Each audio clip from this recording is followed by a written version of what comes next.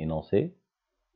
La caractéristique mécanique, le couple utile en fonction de vitesse d'un moteur asynchrone est donné ci-dessous. Donc, on donne la courbe qui traduit le couple utile de notre moteur en fonction de la vitesse de rotation en tours par minute. Premièrement, ce moteur entraîne un compresseur dont le couple résistant est constant. Il est constant et est égal à 4 Nm. Petit a, le démarrage en charge du moteur est-il possible?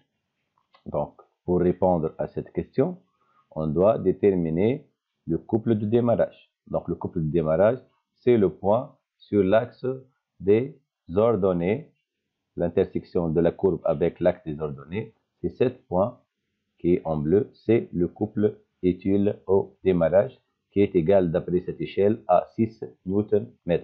Donc, puisque ce couple est supérieur au couple résistant qui est égal à 4, alors la réponse est oui.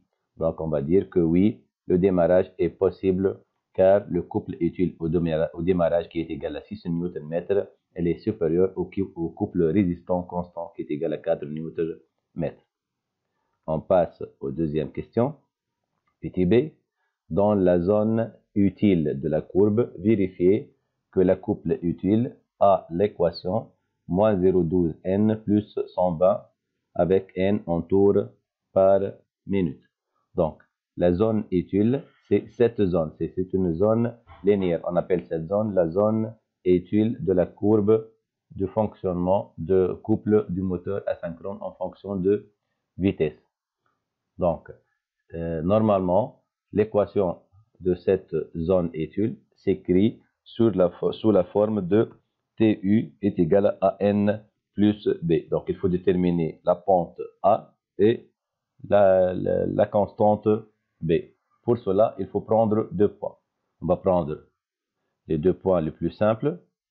Donc, c'est le point A qui est le point de fonctionnement à vide du moteur avec un couple utile est égal à 0 et une vitesse de rotation qui est égale à ns, le vitesse de synchronise ou bien n0. Un deuxième point, c'est le point de fonctionnement à vitesse nominale ou bien le point de fonctionnement.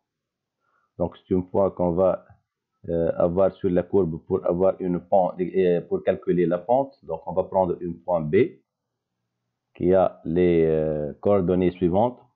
950 tours par minute, 6 Nm, c'est le point B. Donc, le point A avec les coordonnées 1000 tours par minute est 0.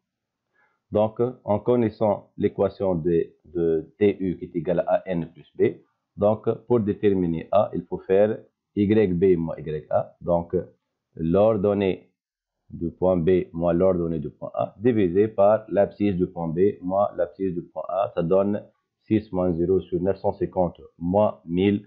Ça nous donne moins 0,12. Donc, A, c'est moins 0,12.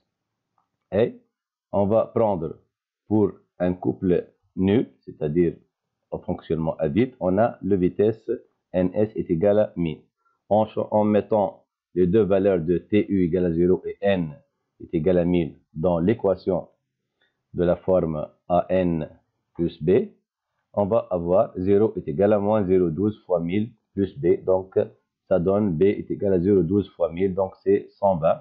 D'où TU est égal à moins 0,12, et bien, moins 0,12 N plus 120 avec N en tours par minute. L'équation est bien vérifiée. Donc, ce moteur entraîne un compresseur dont la couple résistant est constant est égal à 4 Nm. Déterminer la vitesse de rotation de l'ensemble en régime établi. En régime établi, c'est-à-dire que le moteur tourne en entraînant le compresseur avec une vitesse nominale. Ça, ce qu'on appelle en régime établi. Pour cela, il faut déterminer le point de fonctionnement. Le point de fonctionnement, c'est l'intersection entre la courbe du couple résistant, qu'on voit ici en rouge, TR, égal à Fn, c'est une courbe constante, et la courbe, la partie de la zone utile de la courbe du moteur. Donc, ce point s'appelle le point de fonctionnement P1 qui a les coordonnées suivantes. Donc le point de fonctionnement, elle possède les coordonnées 970 et 4 Nm. Donc P1 graphiquement est 970, c'est le vitesse nominale, et 4 Nm, c'est le couple nominal. Autrement, si on veut le déterminer par le calcul, non pas graphiquement, il faut faire le couple utile est égal au couple résistant. Donc, en connaissant l'équation du couple utile qui est égale à moins 0,12 n plus 120 est égal à 4 qui est une valeur constante. Donc, ça nous donne la vitesse n est égale à 967 tours par minute. C'est la valeur exacte de vitesse nominale. Petite idée, calculer la puissance transmise au compresseur par le moteur. Donc, la puissance utile, c'est égal au couple utile fois oméga. Avec oméga, c'est la vitesse angulaire qui est égale à 2πn. Donc, TU est égal à 2πn, est égal à 4 fois 2 fois pi, 3,14, fois 967, divisé par 60, puisqu'il faut donner la valeur du couple en utilisant la vitesse en tours par seconde, ce qui donne 405 watts. Donc, la puissance utile, c'est de l'ordre de 405 watts.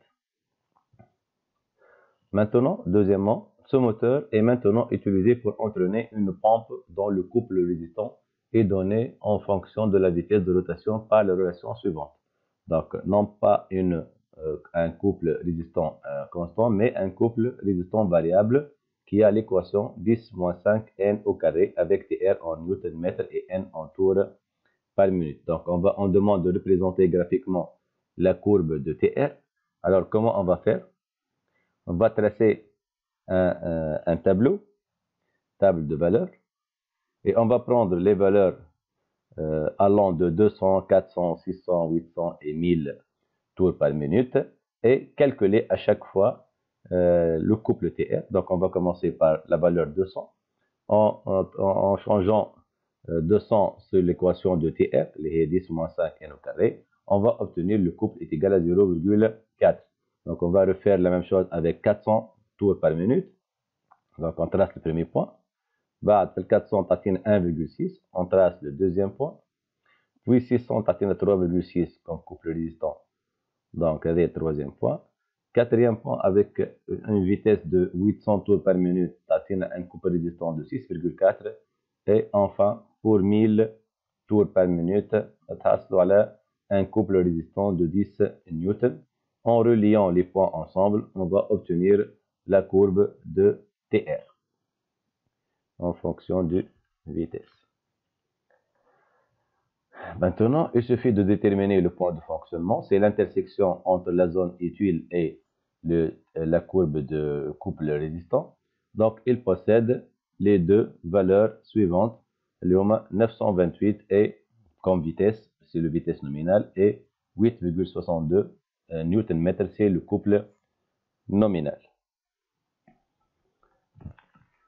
Donc, c'est le point T2 qui possède les coordonnées suivantes, les 928 tours par minute et 8,62 Nm.